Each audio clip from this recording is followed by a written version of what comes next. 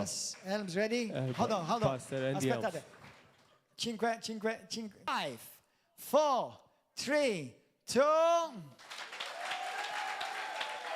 Hallelujah. Glory.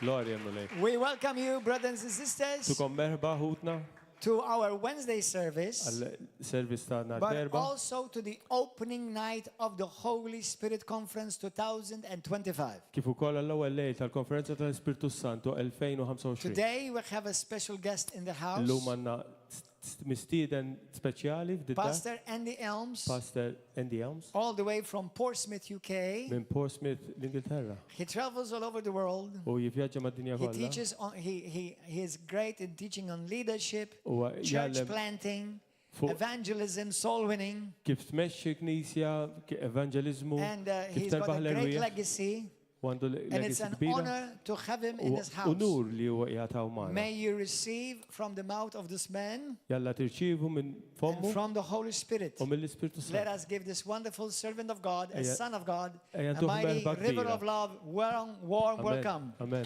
Hallelujah. Thank you. Praise the Lord. It's Faħru great to l-mulej. be with you Tajjeb li jagħtaw foskom. here in Malta. Hawnhekk Malta. It was 40 years ago I was last in Malta. 40 sen ilu jkun hawnhekk Malta. So I'm 60 now. Għalhekk jien issa għandi 60. The last time I came to Malta, L-aħħar darba li ġejt Malta kont I was not walking with Jesus. ma kontx ta' Ġesu. So this visit, I'm a lot more excited. Amen. So għalhekk di darba eċitat ħafna iktar. Because the last time I came to Għax Malta, l-aħħar darba li ġejt Malta I was not walking with Jesus. ma kontx ta' Ġesu.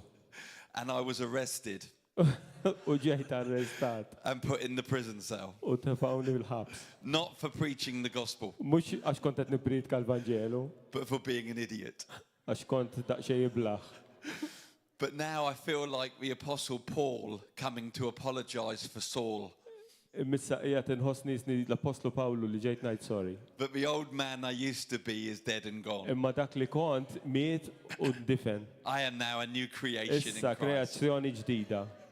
And you're much better with the new creation U intkom il-kol qegħdin f'post ħafna ħjar ma' din il-kreazzjoni ġdida. than the man I used to be. Minn dak ir-raġel li kont qabel. So it's a joy to be back in Għalhekk Malta huwa ferħ kbir li erġa' ġejt Malta. and a joy to be building friendship with your pastors, Pastor Gordon and Mariella. Ferħ ukoll li qed nibni ħbiberija ma' Pastor Gordon u Pastor Mariella. I love traveling the world and meeting new people that love God. Jiena inħobb ħafna nivvjaġġa mad-dinja u niltaqa' ma' nies li jħobbu l-mulej. Not just love God, but love his kingdom and his people. Amen. Mhux biss li jħobbu l-mulej ma li jħobbu s-saltna tiegħu u n-nies tiegħu. You see, that's what church is. Dik hi knisja. It's a kingdom and a family. Amen. Hija saltna u familja. It's a kingdom being expanded Hija saltna li dejjem tikber. and a family being revealed. U l-familja tiġi rivelata. See, the family of God is different to a religion about God. Amen. Il-familja talla hija differenti minn reliġjon fuq Alla. No matter what nation we're from, we have the same father. Kull nazzjon għandu l-istess missier. Whether England or Malta, the same father. L-Ingilterra, Malta, l-istess missier. And we're a part of the same family. U parti mill-istess familja. So this weekend, I'm spending time with my family. Għalhekk dal-weekend qed inqatta' ħin ma' familja tiegħi. I've never met most of you, Ħafna minnkom qatt ma ltqajt magħkom. but by the time we leave on Sunday, we will be good friends. Imma sakemm jiġi l-ħadd meta nkun irid nitlaq nkunu ħbieb kbar. But even if we're not good friends, U anke jekk ma nkunux ħbieb kbar. we're still family. Aħna xorta familja. And there's nothing you can do to stop that. U ma tista' tagħmel xejn biex di twaqqafha. Because when you were born again, Għax inti meta ġejt imwieled mill-ġdid, you became my family. inti sirt familja tiegħi. Whether you like me or not. Jekk joġbok xi le, xorta familja. Amen? We like you already. We like you. It's a joy to be at this Holy Spirit conference. Qed nieħu ħafna pjaċir li għataw f'dil-konferenza tal-Ispirtu Sant. And I'm believing that people will receive a fresh touch from the Holy U Spirit. qed nemmen li ħafna minnkom ikolkom li l-Ispirtu Santu jmisskom frisk. Maybe you've experienced the touch of the Holy Spirit in the past. Forsi di esperjenzajtuha fil-passat. May you receive a fresh filling this weekend. Imma terġgħu timtlew mill-ġdid bil-Spiritu Santu. We don't want man-made move of God. Ma rridux xi ħaġa li jagħmilha il-bniedem. We want the purity of the Holy Spirit. Irridu l-purità tal-Ispiritu Santu. This weekend there'll be no pushing, Dal-weekend mhux se jkun hemm ħadd jimbuttak, but people receiving from him. imma dawk li jirċievu minn għandu. If you fall over, that's okay. Jekk taqa' it's okay. If you shake, if you laugh, that's okay. Jekk tixxejja, jekk titħaq, kollox okay. But it must be the Holy Ghost. Imma jrid ikun l-Ispiritu Santu. Because that's when lives are changed. Għax hemmhekk fej l-ħajjiet jinbidlu. So thank you for allowing me to come and minister in your conference. Grazzi Pastor Gordon li inti qed ħallini nimministra l-nies tad-dar. I'm inspired by Malta Jiena inspirat ħafna b'Malta for many reasons, għal ħafna raġunijiet. but one being the journey of Paul to Imma this place. waħda hi l-vjaġġ li għamel Pawlu. But when you read the book of Acts, U meta taqra l-ktib tal-Atti, it's one of the places that's mentioned hija wieħed mill-postijiet li jissemma that the Apostle Paul journeyed. dak li fejn mar l-Apostlu Pawlu. What a great servant of the Lord was the Apostle Paul. U kien għaddej kbir tal-mulej l-Apostlu Pawlu. And when I knew I was coming to Malta, U meta sirt naf li ġej Malta, I read through the verses again. I had to, ġejt rajthom daw il-vrus fuq Malta. of when he was shipwrecked on the island of Malta. Matu ġi naufraġju, tajlum naufraġju. And I loved when I read he made a difference when he came U here. ħadd pjaċir ħafna meta rajt li huwa għamel differenza meta ġijaw. But also it spoke of the hospitality of the Maltese. U ma wkoll tkellmet kif laqgħu il-Maltin. When you read through the chapter, Meta taqra fil-kapitlu, Paul says they took really good care of me Pawlu jgħid li l-Maltin ħadu vera ħsibu and sent me on my way blessed. u birkuni u batuni għal vjaġġ biex inkompli l-vjaġġ. So the Apostle Paul was complimenting Maltese Għalhekk people. l-Apostlu Pawlu kien qed jikkomplimenta l-nies Maltin. And I sense that same warmth of heart here tonight. U jiena din qed nissensja qed inħoss issa llejla ġo qalbi. I love it that Paul found a prominent man who was sick, U sab il xi ħadd prominenti li kien ma jiflax fi żmienu Pawlu. went to his house, laid hands on him, Mar fid-dar tiegħu u poġġa jdeh fuqu. and the man was healed, U dana ġie mfejjaq, converted to Christ. ikkonverta lej Kristu.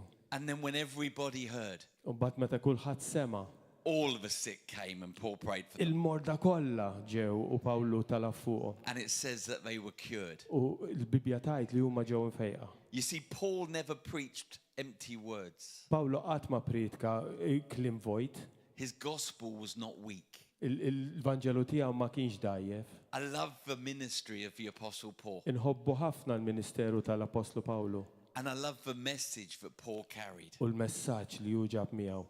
A message that we need to preach today. Messaġġ li għandna nippritkaw illum. His message contained the power to save and transform. Il-messaġġ tiegħu kellu l-qawwa biex isalva Because the Holy Spirit għax l-Ispirtu Santu worked with the gospel he preached. ħadem ma dak il-Vanġelu li hu pritka. I want to be found preaching a Pauline gospel. Jiena rrid inkun ninstab nipritka l-istess Vanġelu li pritka Pawlu. Not a new trendy gospel. Mhux xi ħaġa tal-lum. Miracles don't happen with trendy gospels. Mirakli ma jiġrux b'xi ħaġa li mhix fil-Vanġelu. My desire is that I would be found preaching a Pauline gospel. Ix-xewqa tiegħi hi li jiena nkun ninsab nipritka dak li pritka Pawlu. Because when he preached Jesus, people were saved. Għax metu pritka l-Ġesu nies salvaw. They were delivered and they were healed. Huma kienu ġew meħlusa u huma ġew infejqa. Because the gospel, the message he preached, carried power. Għax il-Vanġelu li hu pritka kellu l-qawwa. In Romans 1:16, Romani 1:16. he says, I am not ashamed of this gospel Jien ma nistħix minn dal-Vanġelu. because it's the power of Għax God. hija l-qawwa talla. The power of God is contained in these words Il-qawwa talla tinsab fil-klim tiegħu. Halleluja. to save a person. Biex isalva in-nies. In it, the righteousness of God is revealed Fija il-ġustizzja talla edha tiġi rivelata from faith to faith. minn fidi għal fidi. He was not ashamed of his gospel. Ma kienx jistħi minn dal-Vanġelu Pawlu. He would go to prison for his gospel Kien les li mur il-ħabs għal dan il-Vanġelu. because it was the gospel given him by Christ. Għax kien l-istess Vanġelu li Kristu nnifsu taħ. Paul said, I didn't find this gospel myself. Pawlu qal li dal-Vanġelu ma sibtux jien, But Jesus gave it to me. Imma Ġesu tajuli. He would go to prison for that gospel Kien les li jmur il-ħabs għalih. because he knew the power within it. Għax kien jaf il-qawwa li jinsab fih. I would go to prison for this gospel. U anka jien les li jmur il-ħabs għalih dal-Vanġelu. I've told my church I will go to prison for this Tilhom gospel. il-Knisja tiegħi illi jien les imur il-ħabs għal dal-Vanġelu. I won't go to prison for being stupid. Min issa nerġa' mmur il-ħabs għax iblaħ. But if ever this gospel is illegal in England, I will go preach. Imma jekk xi darba dal-Vanġelu jagħmluh xi ħaġa legali jien xorta se nipritkaħ. Because people need the gospel. Għax in-nies għandhom bżonnu l-Vanġelu. A correct gospel. Vanġelu korrett. What I would call a full gospel. Dak li jien insejjaħ Vanġelu sħiħ. There are many gospels around today. Għaw ħafna Vanġeli llum il-ġurnata. Some of them have no power. Ħafna minnhom għandhom qawwa ta' xejn. Others a little bit. Hemm minnhom li għandhom ftit qawwa. The world needs a gospel of power. Id-dinja għandha bżonn Vanġelu ta' qawwa. Preached by people who walk in humility. Pritkat minn nies li jimxu fl-umiltà. There's a gospel that's a partial gospel. Hemm gospel li mhux sħiħ biċċiet. If you preach a partial gospel, Jekk inti tipritka dat tip ta' Vanġelu, people will be partially saved. in-nies jiġu salvati imma mhux sħaħ.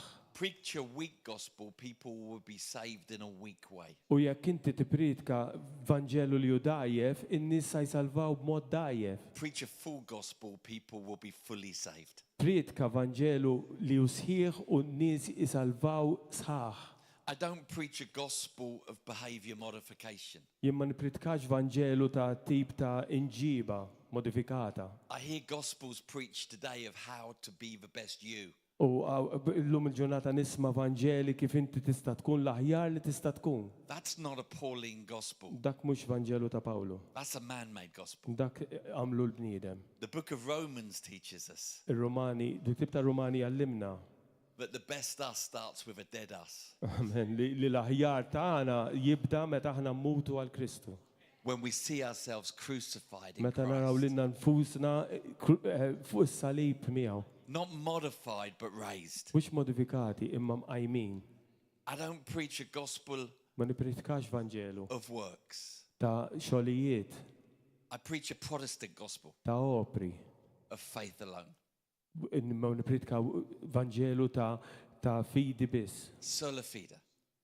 Faith alone. Fidi biss. Many gospels today, Ħafna Vanġeli llum they say that God did 90%, jgħidu li l-mulej għamel 90%. but we still need to do the last 10%. Imma aħna xorta għandna bżonn l-aħħar 10% li nagħmlu aħna.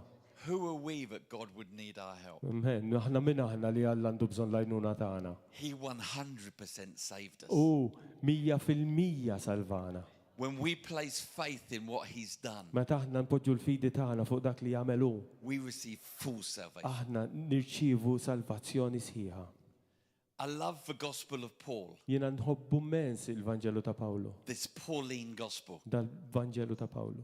because it contained everything you needed to know. Għax kellu kollox li inti għandek bżonn. I call it a combination punch. Jiena nsejjaħlu daqqa ta' combination punch. Daqqa ta' affarijiet li jiġu flimkien. Whenever you watch a boxer, Meta inti tara wieħed boxer, they always use combination. huma jużaw dik il-combination jgħidu. Never one knockout blow. Qatt ma jtuk daqqa u taqa, dejjem ikun hemm A boxer's final punch is a knockout blow. dik li tik l-aħħar dik twaqqak. But he has different punches before Imma għandu daqqiet differenti li juża qabel. that uppercut. Dik li tilek minn taħt, He jabs, dik il-ġeb, then he strikes, mbagħad itijilek, then he has a hook, mbagħad għandu l-hook, and then comes the uppercut. mbagħad tiġi tik minn taħt, l-uppercut. I see that's what God did at Easter. U ek nara l-mulej għamel flejt. Every part was important. Kull parti kienet importanti. There was a death, Kien hemm il-mewt, there was a burial, kien hemm il-difnuħ, there was a resurrection, kien hemm il-qawmien, there was an ascension.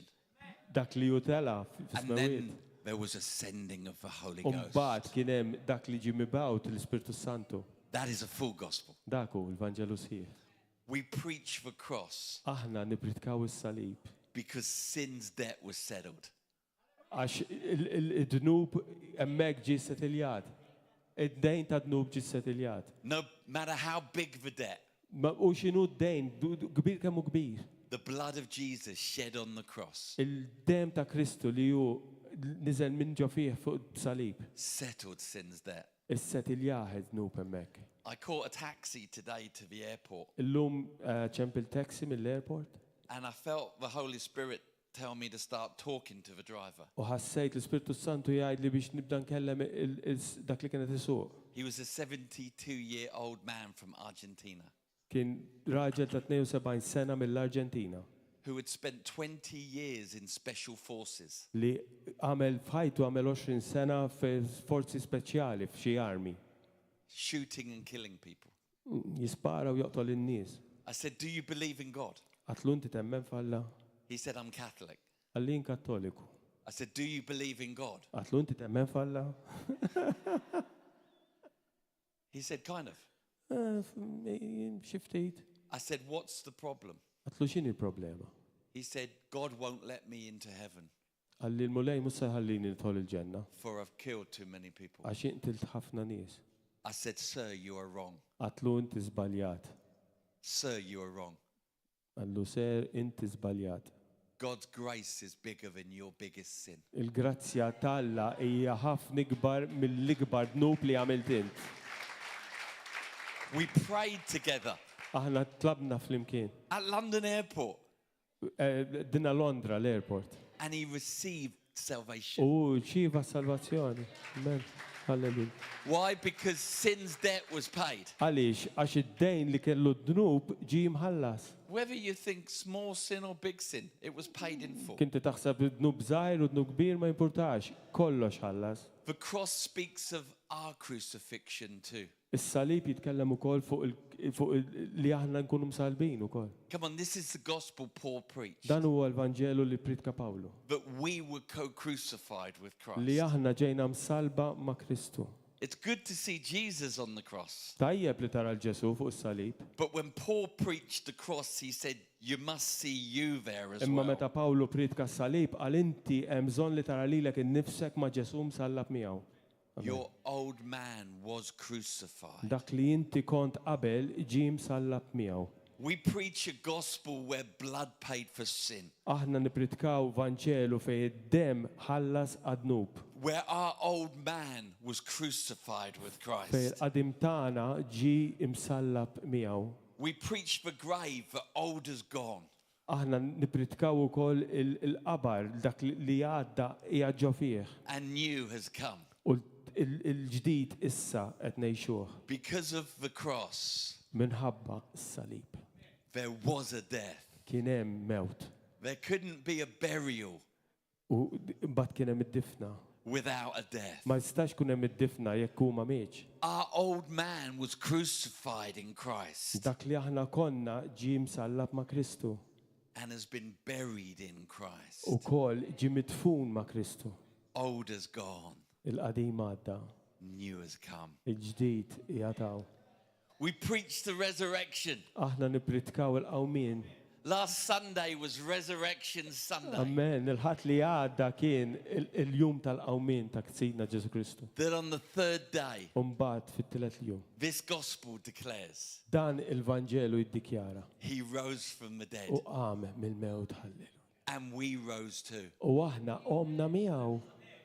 If we died in him, Jekk aħna mitna fih, if we were buried in him, jekk aħna ġejna mitfuna fih, then we also have risen with aħna him ukoll qomna mill-mewt miegħu. to newness of life. Għal To newness of life. ħajja ġdida. And then we preach the ascension. Umbagħad nipritkaw li ju tala fis-sema.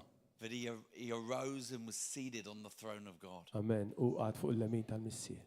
That's where some people's gospel stops. Hemmhekk ħafna mill-Vanġeli ta' ħafna nies jieqaf. That's why they remain powerless. Għalhekk ma jkollhomx qawwa. The gospel isn't finished with the ascension.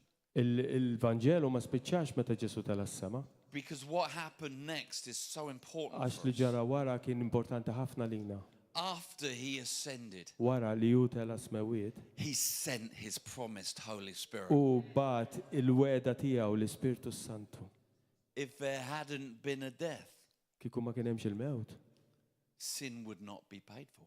il-dnub ma kienx jiġi mħallas id-dejn tiegħu. If there hadn't been a burial, Kieku ma kien hemmx id-difna, the old man would still be with us. il-raġel il-qadim ikun għadu magħna. If there hadn't been a resurrection, Kieku ma kien hemmx qawmien, we couldn't know new life. ma konniex nista' nkunu nafu l-ħajja ġdida fih. If there hadn't been an ascension, Jekk ma kien hemmx teħid ta' smewiet, fi smewiet, the promised Holy Spirit wouldn't have come. il-weda tal-Ispirtu Santu ma kienx tiġi. Here's the good news of the gospel. Dan huwa l-aħbar it-tajba He tal-Vanġelu. came. U ġi. Paul's message didn't end at a tomb, Il-messaġġ ta' Pawlu ma spiċċax fil-qabar, but Paul preached the coming of the Holy Ghost. imma Pawlu priedka li l-Ispirtu Santu ġej. But he came to live in us, U ġi biex jgħix ġo fina, not just be with us. mhux biex ikun magħna biss. Oh, that we would have a fresh revelation U nittama li konna revelazzjoni ġdida, friska, of this powerful truth. ta' din il-verità qawwija. This was always God's plan. Dina kienet dejjem kien il-pjan talla. I know that you've been taught this well by Pastor Gordon. Naf li intkom ta' fuq da kollu, mħabba Pastor Gordon. I'm here to remind you, Jiena qiegħataw biex infakrek, to underline. biex nagħmel underline. It's funny being a pastor. Tal-daħ li peressi pastor, I teach my church certain things jiena nallem il-knisja tiegħi ċertu affarijiet, over and over again. nirrepeti ċertu affarijiet. And then a guest comes in U mbagħad jiġi xi ħadd bħala mistieden and teaches what I've been teaching. u jgħallem dak li jien li nallimhom. And people are crying, U nies jibdew jikbu, touched by God. ġi mulej missom. I said, I've been teaching you that. Jiena qed nallimkom da ġimgħa wara l-oħra. I'm underlining this is the truth. Din il-verità. Jesus always intended this. Ġesu dejjem dik kien il-ħsieb tiegħu. It was always the plan of God. Kienet dejjem il-pjan talla. Back in Ezekiel 36:26, F'Eżekjel 36-26. Ezekiel prophesied what was going to happen. Eżekjel profetizza x'kien se jiġri. God will take out of you an old heart through new birth. Il-mulej jieħu l-qalb qadima tiegħek u jtik it-twelid mill-ġdid. He'll put his heart in you. U jagħmel qalbu stess ġo fik. And a new spirit U will come spiritu in. ġdid jiġi jgħix miegħek. The prophet Joel says in the last days God will pour out his spirit. Il-profeta Joel jgħid li fl-aħħar żmien il-mulej jitfa' iktar u iktar mill-ispirtu tiegħu. There's no surprises. God always intended to do this. Mem lebda sorpriżi għax Alla dejjem dik kien il-pjan tiegħu. Jesus prepared his disciples, Ġesu prepara d-disċipli tiegħu, but they couldn't hear him. imma ma setawx jisimgħu. In John 14, 15, 16, Ġwanni 14, 15 u 16. Jesus is talking of the coming of his spirit. Ġesu tkellem li l-Ispirtu Santu kien ġej. Not a spirit that would be with us. Mhux spirtu li se jkun magħna. That would be good. Dik kieku tajjeb. But it's better when we have a spirit also in Imma us. ħafna ħjar meta l-Ispirtu talla jgħix ġo fina. Jesus said this. Ġesu qalu da. And when he comes, U metu jiġi, he, not it, mhux xi ħaġa u when he, the person, of the persuna Holy Spirit u comes, l-Ispirtu Santu he will be with you u jkun magħkom and he will be in you. u jkun ġo fikom. Paul later on made these words to the Corinthian church. Pawlu iktar tard għal dal-klim l-Knisja ta' Korintin. You don't know, do you? Ma tafux intkom hux. You're the temple of the Holy Ma Spirit. tafux li intkom it-tempju tal-Ispirtu Santu. But God's Spirit now lives in Li you. l-Ispirtu talla issa jgħix ġo fikom. This was always the plan of God. Da dejjem kienet il-pjan talla. But we wouldn't just be saved, Li aħna mhux biss niġu salvati, but also empowered. imma kollha l-qawwa tal-Ispirtu Santu. It breaks my heart when I find Christians that have never been empowered by Deqa the Spirit, kbira nħoss meta nar Kristjani jgħixu bla qawwa. trying to be Christians in their own strength. Ikunu qed jippruvaw ikunu Kristjani bil-qawwa tagħhom. They couldn't before, Qabel ma setgħux jagħmluha di, so how can they now? għalla kif jistgħu jagħmluha issa? This was always the plan of God. Dik kienet dejjem il-pjan talla. Those famous verses we'll be sharing all weekend. Dawk il-famużi vrus li nibdew naqsmu magħkom il-weekend kollu. Acts 1 verse 8. Acts wieħed vers 8. And you shall receive power U intkom tirċievu l-qawwa when the Holy Spirit has come. meta l-Ispirtu Santu jiġi fuqkom. Jesus was saying that to the primitive church, Ġesu kien qed jgħidili l-ewwel Knisja, but also to us today, ma 2000 years lilna later. wkoll 2000 sena wara. You shall receive power Intkom tirċievu l-qawwa when the Holy Spirit comes to meta live in you. l-Ispirtu Santu jiġi jgħixu fikom. That word power is dynamite. Dik il-kelma qawwa dynamite. But another translation of that word power Imma tranzizzjoni oħra ta' dik il-kelma qawwa is simply ability. hija l-abilità. Isn't that beautiful? Sabiħa di. God saves us completely, Il-mulej kompletament isalvana. but then comes to live in us, Imma mbagħad jiġi jgħix ġo fina. not just with us, Mhux magħna biss. so that we have the ability Ħalli aħna jkollna l-abilità to live a different life. biex ngħixu ħajja differenti. Without the Holy Spirit, Mingħajr l-Ispirtu Santu you'll only be a hypocrite, tkun biss ipokrita. putting on a show that's not real. Toqgħod tagħmel show li mhux ta' vera. That's not what God intended for Dak you. mhux li rrid Alla. The good news of this gospel, L-aħbar tajba ta' dan il-Vanġelu not only does God give us a brand new car, mhux biss il-mulej tina karozza ġdida, He also gives us a brand new driver. imma jtina driver ġdid ukoll. Sewwieq. This Xufi, is the fullness of the gospel. dan huwa il-milja tal-Vanġelu. Through the work of the death, burial, and resurrection of Minn Christ, dak ix-xogħol tal-mewt, id-difna u l-qawmien ta' Kristu Ġesu. we receive a brand new life. Aħna nirċevu ħajja ġdida. If anyone is in Christ, Jekk hawn xi ħadd fi Kristu, they are a new creation. huma ħolqien ġdid. Old has gone, Il-qadim għadda, new is here. il-ġdid hija daw. But if you don't change the driver, Imma jekk ma tibdilx ix-xufier you'll do to the new car għal karozza ġdida, what you did to the old one. x'għamilt bil-antika? The problem is with the driver. Jekk ma tbiddilx id-driver, ħajkollok id-driver l-antik f'karozza ġdida. When my children ask to borrow my car, Meta tfal tiegħi jistaqsuni biex jisselfu l-karozza, I say absolutely not. ħasej le, ngħidilhom le, insa, No. le. They say, why? Is the car not working? Għaliex il-karozza mhix taħdem? I say, no, I trust my car. Le, naf daħħal karozza tiegħi. It's the driver I have doubts about. Imma s-sewwieq li għandi dubju fih. If somebody kept crashing their car Jekk xi ħadd jiqpa jkisser il-karozza tiegħu, every time they drove a car, kull darba li jsuquha, you would be a fool if you let them drive yours. tkun baħnan biex tħallih isuq il-karozza tiegħek. The people we used to be were car crashers. Dawk li konna qabel aħna konna wieħed minn dawk li jkrexxja l-karozza. We ruined our lives. Konna nirrovinaw ħajjitna. We needed a savior. Għandna bżonn salvatur.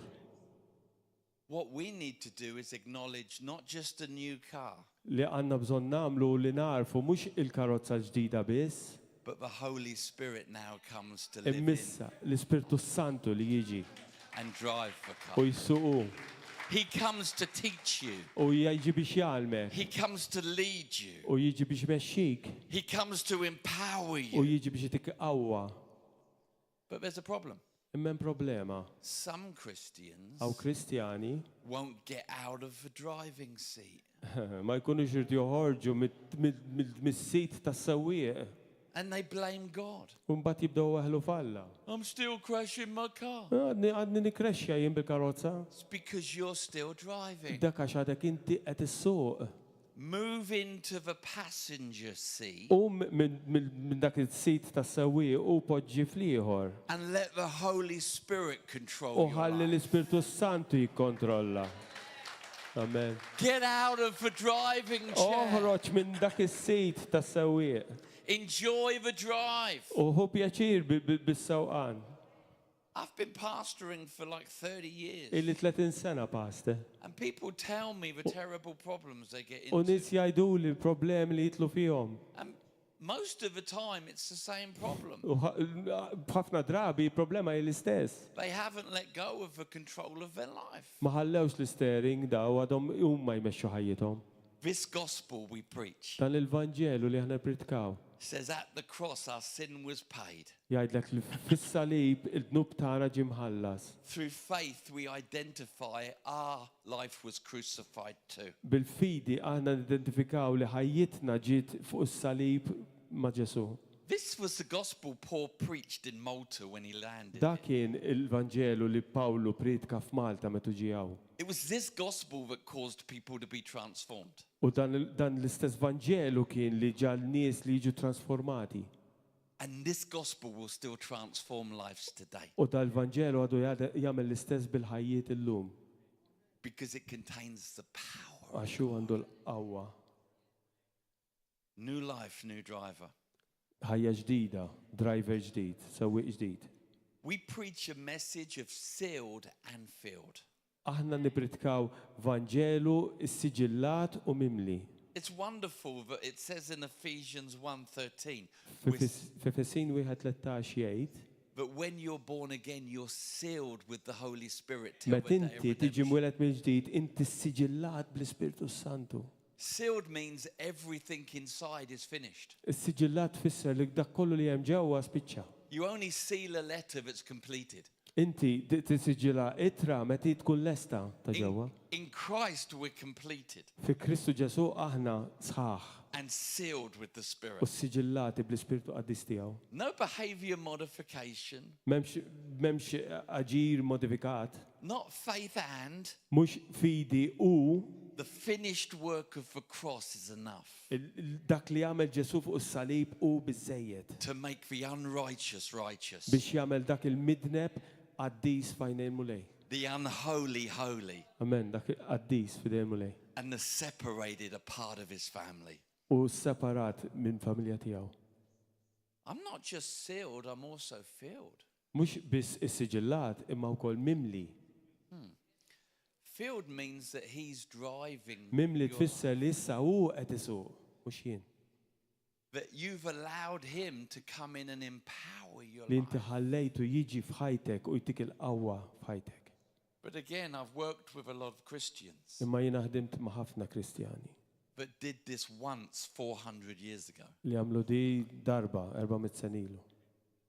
We need to continually be filled with the Għandna Holy Spirit. bżonn li kuljum niġu mimlijin bl-Ispirtu Santu. Giving up areas of our life to him. Inċedu areas f'ħajjitna lejh. Saying sorry when we've been stupid and putting him back in control. Amen. Najdu sorry meta aħna konna boloħ u npoġġuh lura fil-kontroll ta' ħajjitna. I love it in Ephesians 5:18. Inħobba wisdi f'Efesin 5:18. Ephesians 1:13 says we're sealed with the Holy Spirit. Efesin 1:13 jgħidlek li aħna siġillati fl-Ispirtu Santu. Ephesians 5:18. Efesin 5:18 jgħid Paul says, don't be drunk with wine. Pawlu jgħid tiskirx bl-imbit. Don't be under the influence of other things. Tkunx taħt l-influenza ta' affarijiet oħra. It would not have been fair if Paul didn't give an alternative. Ma kienx tkun fer kieku għalina di biss u ma jtinix alternattiva. If Paul was just saying, don't do this. Kieku Pawlu qal biss tagħmilx di, Paul wasn't doing that. Pawlu ma minx hekk. Paul was saying, you're missing out on something better. Pawlu kien qed jgħid li jekk tagħmel dat tkun qed timmissja fuq xi ħaġa ħafna ħjar. You're settling for less than you can know. Qed tissetilja għal ħafna inqas milli fejn tista' tkun. He said, don't get drunk with wine or stuff. Għal tiskirx fuq l-imbit jew affarijiet. Don't be under the influence of worldly things. Tkunx taħt l-influenza tal-affarijiet tad-dinja, Rather, imma be filled with the Holy Spirit. kun mimli bl-Ispirtu Santu.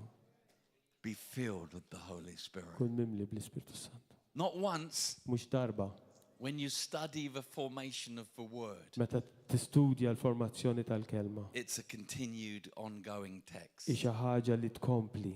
So Paul is saying this to us tonight Għalhekk Pawlu llejla qed jgħidilna in his great Pauline gospel. f'dak il-messaġġ kbir tiegħu. Don't live under the influence of other things. Tgħix taħt l-influwenza ta' affarijiet oħra. Be being filled Kun timtela kuljum with the Holy Spirit. l-Ispirtu Sant. Let him back into the driving chair. Ħallu lilu jsuq. Give him control of your life again. Tih kontroll ta' ħajtek. Have a cry that says, Holy Spirit, fill me again. Għajdlu, Spiritu Santu erġa' mlini. Not up to here Mhux sawek, or here, jasaw. but cause my cup to overflow. Imma għamel l-kalċi tiegħi ifur. I have come here Jiena ġejtaw. for nothing more than this. Għal da, I need nothing from you. m'għandi bżonn xejn minn għandkom. I'm on assignment Jiena qiegħed fuq biċċa xogħol to see every person biex nara kull persuna this next 3 days daw 3 ijiem receive a touch of the Holy Spirit jirċievi li l-Ispirtu Santu jmissu. or a fresh filling of the Holy Spirit. Jo terġa' timtela frisk bl-Ispirtu Santu. That's why I'm here. Għalhekk qiegħed hawn. I'm here to get filled as well. Jiena wkoll irrid nerġa' nimtela. See, we don't want to create a drama. Ma rridux noħolqu b'xi drama, We want reality. aħna rridu verità, We don't, realtà. we don't want performances. Ma rridux xi performance, We want what God's doing. irridu dak li qed jagħmel mulej. I travel all over the world Nivvjaġġa mad-dinja kollha and I see different methods of people u nara being filled. metodi differenti kif in-nies jintlew bl-Ispirtu Santu. Sometimes they remind me of a sausage factory. Kultant tifakruni f'fabbrika ta' salzett. Everybody do the same thing. Kulħadd jagħmel l-istess ħaġa. I want to mess that up. Le, jiena rrid neħħija di. I've been in meetings where we all stood in a line Kelli kont flaqat fej kulħadd joqgħod flajn and everyone had to fall. u kulħadd kellu bżonn jaqa'. I've been in meetings and I believe in falling. Kelli flaqat u jnemmen li bniedem jista' jaqa'. I've been in meetings where everybody had to laugh. Kont flaqat oħra fej kulħadd kellu bżonn jitħaq. And if you didn't laugh, you weren't receiving. U jekk inti ma tkunx wieħed minn dawn li titħaq ma tkunx qed tirċievi. It's not right. Le, din mhux sew. Why is it not right? Għaliex mhix sew? Because tonight, Għax illejla here and watching online, hawnhekk u dawk li qed jarawna online there's 100, 200 different needs. għaw 100-200 bżonnijiet differenti. We don't all need the same from God tonight. Mhux kollha kemm aħna rridu l-istess ħaġa minn Alla lejla. I'm breaking some of my Pentecostal methodologies. Jiena qed nkisser dawk metodi Pentikostu. Because sometimes when everybody falls down, Għax kultant meta kulħadd jaqa' it's for the photograph that's on Facebook later. jagħmluha għal dak ir-ritratt li se jidher fuq il-Facebook iktar tard. Look at what a mighty man of God I am. Ara kemm jiena kbir fil-mulej. Everyone fell over. Kulħadd waqa'. We don't glorify us, we glorify Him. Aħna ma niglorifikawx lil nfusna, aħna niglorifikaw lilu. I'm believing Jiena qed nemmen that in a few moments, li f'mumenti li ġejjin we're going to ask the Holy Spirit to touch and fill people. aħna sa nistaqsu, sa nitolbu l-Ispirtu Santu biex jimla n-nies u jmissom. And a God who knows everyone U Alla dak li jaf il-kulħadd could do 100 different things jista' jagħmel 100,000 ħaġa f'daqqa in 100 different people għal daw in-nies kollha in the same place. fl-istess post. I've seen this Din rajta jien recently in meetings. riċentament flaqat I've deliberately kept away from big endings. jiena apposta għadt il-bot minn tmimijiet kbar. And I said, let's just see what Holy Spirit does. U għattilhom biss ejja naraw se jagħmel l-Ispirtu Santu. And we welcomed him. U aħna għadnilu merħba bik, Spiritu Santu. And all of a sudden, in one corner, someone was laughing. F'daqqa waħda frokna minnhom xi ħadd beda jitħaq Next to them, someone was crying. u xi ħadd ħdeħ beda jikbi. Over here, somebody got on their knees. Hawnhekk xi ħadd niżar kubteħ Here somebody ran forward. Għawek xi ħadd ġi jiġri quddiem. It was chaos, Kienet isu kajos, but it was good. imma kienet tajba. He wants to touch you tonight. U jrid imissek il-lejla. No Facebook pictures of you. M'hemmx se jkun hemm ritratti fuq il-Facebook tiegħek. Be vulnerable tonight. Kun vulnerabbli l-lejla. If you're watching online, be vulnerable. Jekk inti tarana minn fuq il-medja soċjali, kun vulnerabbli. And let's all just ask the Holy One, U ejja nitolbu l-dak li hu qaddis. who's here because Jesus said he was, Amen. Li qiegħed għawex Ġesu qal hekk. who came because God promised he would. Inti ġejt għax Alla weda talla li hu jagħmlu da. By faith, let's step into the reality Imma bil-fidi ejja nitlu fir-realtà and ask him to fill our lives. u nitolbuh biex jimlinna ħajjitna. I'm not asking you to do anything. Minix qed ngħidilkom ma tagħmlu xejn. I've been in the meetings Jiena kont flaqat where people were rebuked for not laughing or falling. fejn nies ġew mċafra għax ma waqgħux jew ma bdewx jitqu. That's cruel. Mhix xi ħaġa sabiħa. God's kind.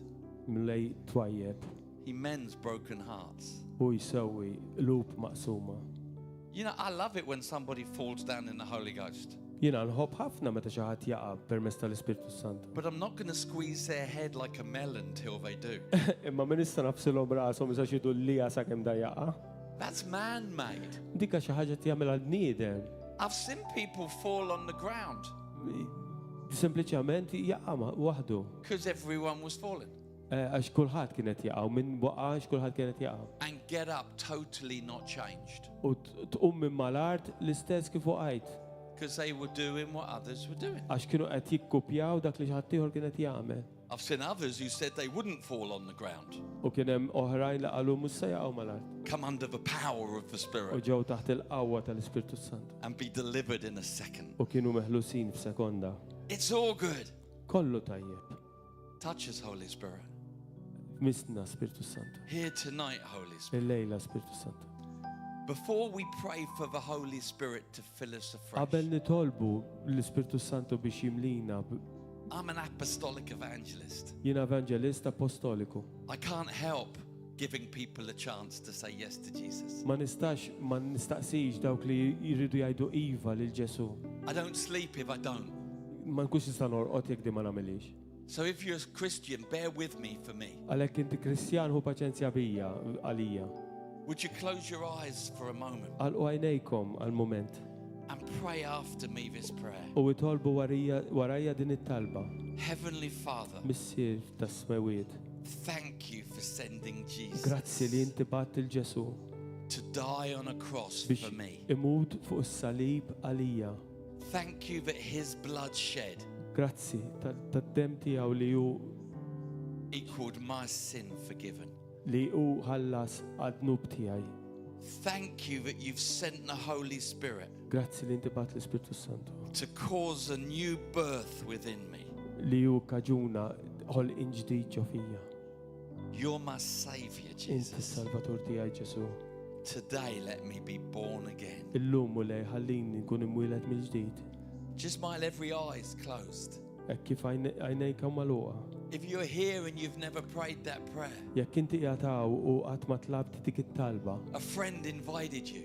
jew forsi xi ħabib stiednek, Maybe you're here and you've been away from God, forsi inti jataw u ma kontx qed timxi mal-mulej. but tonight you want to come back. Imma l-lejla tagħmel dedikazzjoni ġdida. Maybe you're visiting and you've never heard the gospel preached like Forsi that. inti ġejt l-ewwel darba u qatt ma smajt il-Vanġelu pritkat dan il-mod. And tonight your heart says yes to Him. U l-lejla qalbek qed tajt iva lejla. Just while every eye is closed, Hekk kif kull għajnejn magħluqa. I'm going to count to 3. Ħanozza tlieta. And if that's you, U dak jekk dak hu int. tonight you're giving your life to Christ. Il-lejla qed tagħti ħajtek il-Ġesu għall-ewwel darba. Giving your life back to God. Jew qed tiddedika ħajtek lura lejh. Be bold, Kun qalbini, without pride. mingħajr gburija. Do it like you mean it. Għamela kif inti għandek bżonn tagħmela. When I count to 3, I'm going Meta to ask you to lift nozza your hand. tlieta sa nistaqsik. When I count to 3, I'm going to ask you to lift your hand if that's you. Meta sa nozza tlieta u meta nistaqsik biex tolli jdejk jekk dan hu inti wieħed minnhom. Don't do it if it's not you. Tagħmilix jekk dan mhux int. But if it is, tonight's your night. Imma dan hu int il-lejla u l-lejl tiegħek. To be wonderfully saved. Biex inti tkun salvat mod meraviljuż. To be born again. Li tkun minwiled mill-ġdid. To be rejoined to God. Tu tkun maqut lura lejn Alla. This is your choice. Din hija l-għażla tiegħek. Here we go. 1, Wieħed, 2, tnejn, 3. tlieta. God bless you. I see that hand. Put your hand up nice and high. Everyone else, shut your eyes. Għalqu għajnejkom u dawk li This semma is jollu jdejhom. between them and God. Din hija bejnietom u bejn Alla. God bless you. I see those hands. Is there anybody else, a third person? Għaw iktar, Anybody else, and you say, I'm giving my life to għaw iktar li Jesus. qed jgħidu rrid nagħti ħajti lil Ġesu llum. I need him to save me today. Għandi bżonn li hu salvani il-lejla. Is there a fourth person? Anybody else? Għaw xi ħadd ieħor Tonight, this moment's for you. tal-mument il-lejla hu għalik. Doesn't matter what's behind. Ma jimpurtax hemm warajk. What matters is now. Li importa hu issa. 3 people. Is there a fourth person? Tlieta l idejhom għaw ir-raba wieħed, God bless you. I see that fourth hand. Is there a fifth person? il-ħames wieħed. Anybody else before I pray? Għaw iktar qabel nitlob.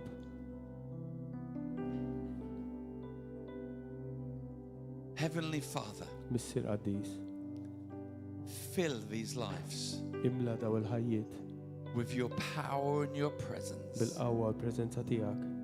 Let old things fall away Ħalli l-antik jaqa' and a new day begin. u ġurnata ġdida tibda. Amen. Amen. You can put your hands down. Tistgħu tniżlu jdejkom. To those who lifted their hands, Għal thank dawk li you. jollew idejhom, Well done.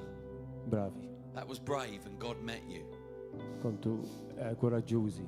Does anybody else want to be filled or filled afresh tonight? Għaw min irid jimtela frisk bl-Ispirtu Santu. I'm not- Jimbis l-aħwa, come on. I'm gonna ask you, just stand up. Qed nsaqsikom biex tqumu bil-wiefa. Lift your hands to heaven Ollu afresh. jdejkom li ismewiet. Halleluja. Come on, we're gonna ask the Holy Spirit to fill people, Ħanitolbu l-Ispirtu Santu biex jimlina, to baptize people, biex jammet in-nies. saturate people, Jissaċurana, fresh touches for people. imisna mill-ġdid. This whole weekend, fresh touches. Dal-weekend kollu sa nitolbuh dan.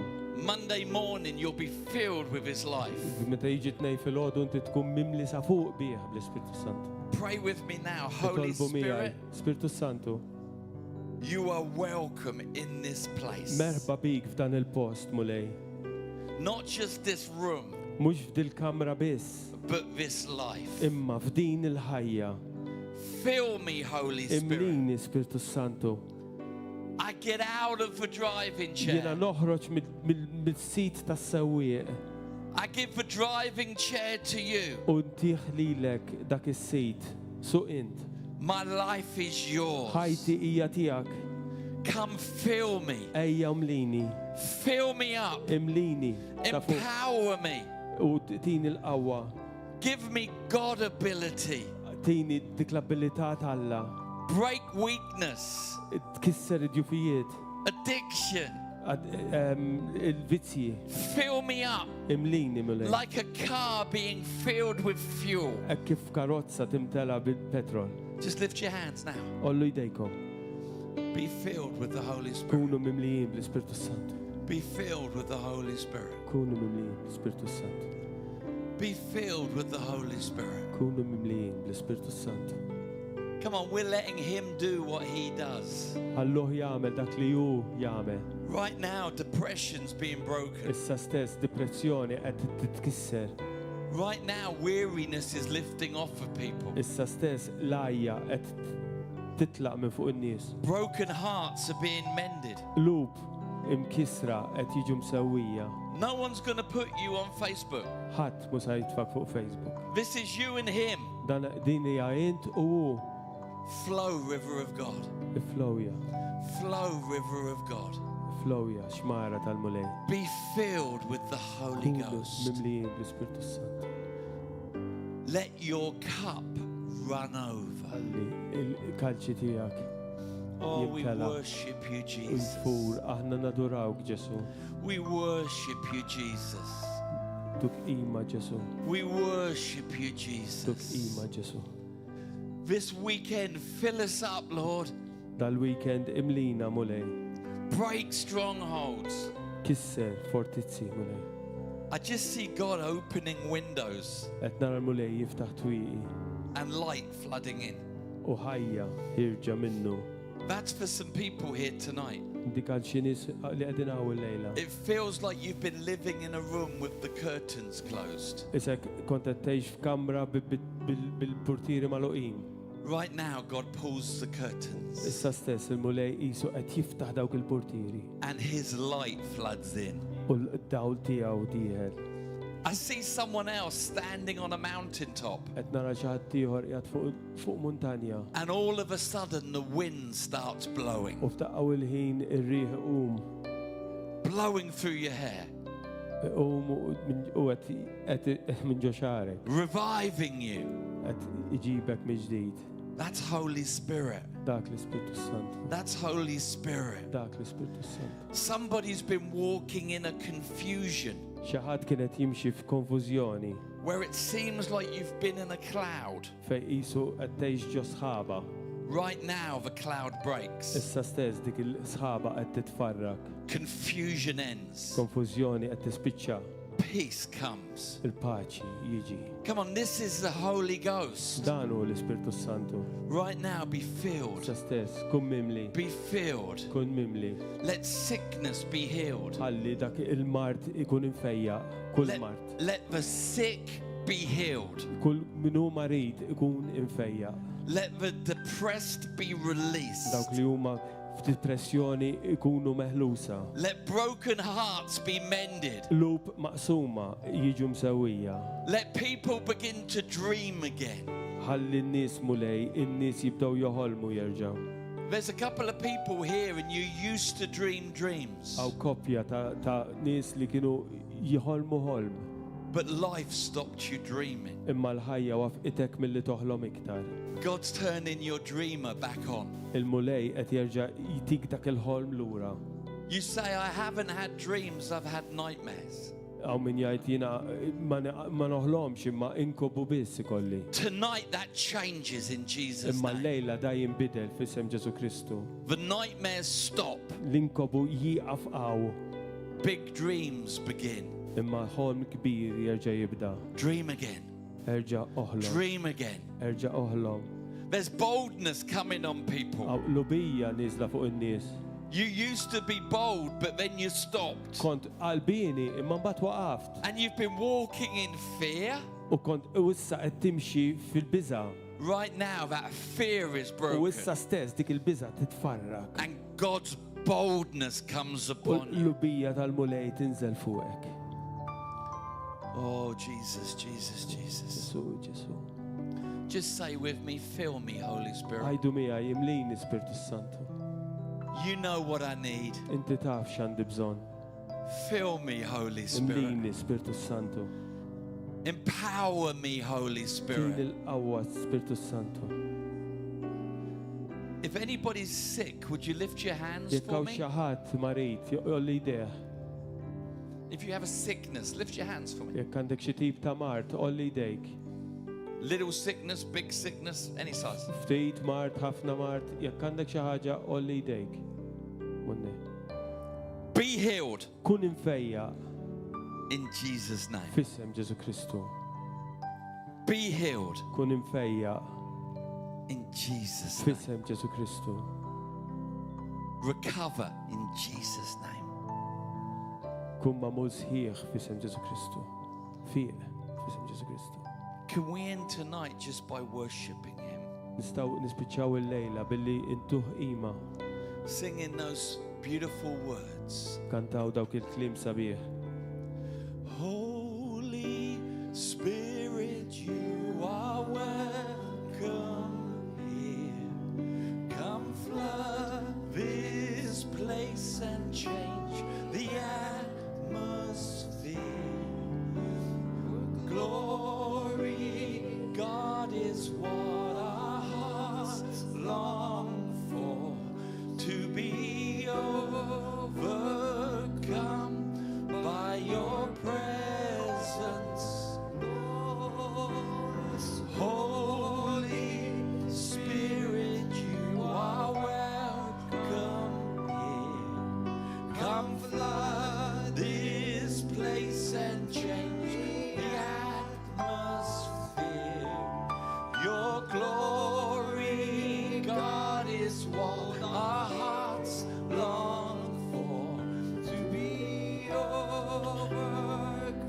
Okay, we're singing about God here. I want us to sing it a couple more times.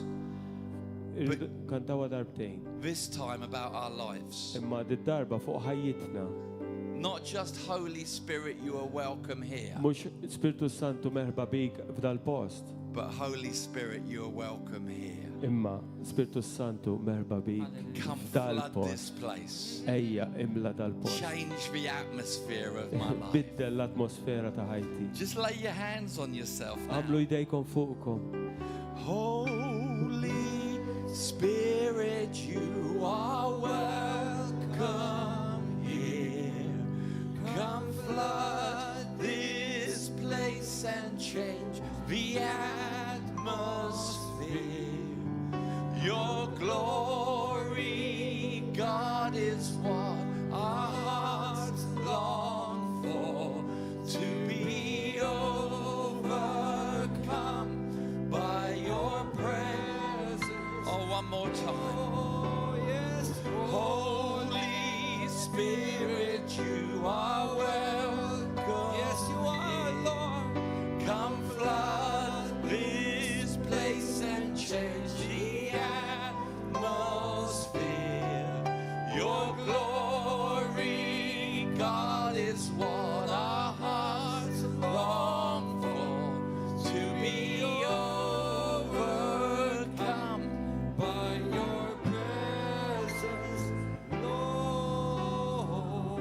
Father, let people know your presence as they go home. Missier qarra fin-nies tiegħek bil-preżenza tiegħek hekk kif huma jmorru d-dar. Let people wake up tomorrow knowing your Ħalli presence. n-nies mulej iħossu l-preżenza tiegħek meta jqumu fil-għodu.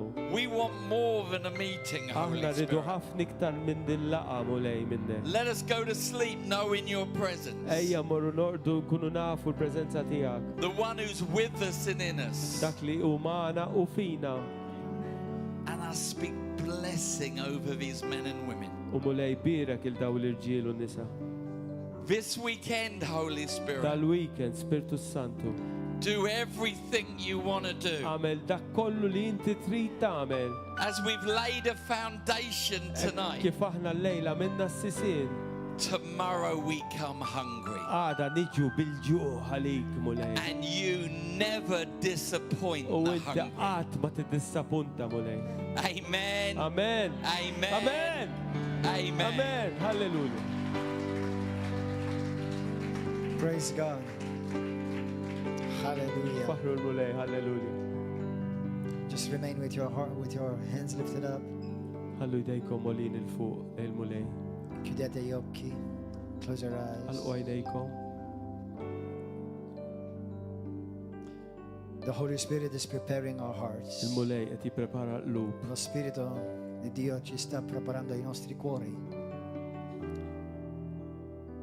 My prayer for myself and for everyone here. Il-talba tiegħi għalija u għal dak kull La min mia jagħtaw. preghiera per me stesso, per ognuno di noi. Let your will be done, Holy Spirit, Kun in my ir-rida life. tiegħek mulej f'ħajti, Spiritu Santu. Sarà fatta la tua volontà, Spirito Santo, nella mia vita. Anche se è dura, se sembra dura, even if it looks hard, Anke jekk dan tkun xi ħaġa qibsa. anche se non capisco ciò che stai facendo, even if I don't understand what you are doing. Anke jekk jien ma nifhimx x'in tagħmel. Holy Spirit, Spiritu Santu, Spirito di Dio, voglio lasciarti guidare la mia vita. I want to let you, Holy Spirit, to drive my life. irrid inħallik, Spiritu Santu, tiggwida ħajti. Ascoltate bene, listen carefully. Isimgħu sew. Many times we think that the Holy Spirit leads us into blessings. Ħafna drabi aħna naħsbu li Spiritu Santu qed imexxina f'xi barkiet. And sometimes it's true. U kultant dina vera. Qualche volta noi crediamo che lo Spirito Santo ci sta guidando solamente verso i benefici e i benedizioni nella nostra vita. Però molte volte qualcosa che non vogliamo sentire. Many times something that we don't want to hear. Imma ħafna drabi xi ħaġa li ma rridux nisimgħu. is the Holy Spirit will lead you to the desert. Huwa li l-Ispirtu Santu jieħdok fid-deżert. Che lo Spirito Santo ti guiderà nel deserto. È duro. It's very hard.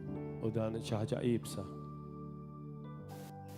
The desert is not somebody you can't live in the desert. Fid-deżert ma tistax tgħix. Nessuno può vivere nel deserto. Il deserto dove c'è morte. The desert is where there's death. Fid-deżert hemm il-mewt. But the desert, just like Jesus went to the desert. Imma id-deżert hekk kif Ġesu Moses went to the desert. Mosè mar fid-deżert. Elijah went to the desert. Elija mar fid-deżert. Paul went to the desert. Pawlu mar fid-deżert. And I'm receiving this by the Spirit in my spirit right now. U di qed nirċivi għaddi mill-Ispirtu Santu. Molte volte il Signore, lo Spirito Santo non ci guida solamente nei benedizioni, però molte volte nel deserto. Gesù è stato guidato nel deserto. Elia è stato guidato nel deserto. Molti dei profeti sono stati guidati nel deserto. Mosè è stato guidato nel deserto. Paolo l'apostolo che è venuto qui a Malta è stato guidato nel deserto. Sapete che nel deserto non c'è vita, solamente morte. Niente vive nel deserto. Nothing lives in the desert. desert. Xejn ma jgħix fid-deżert.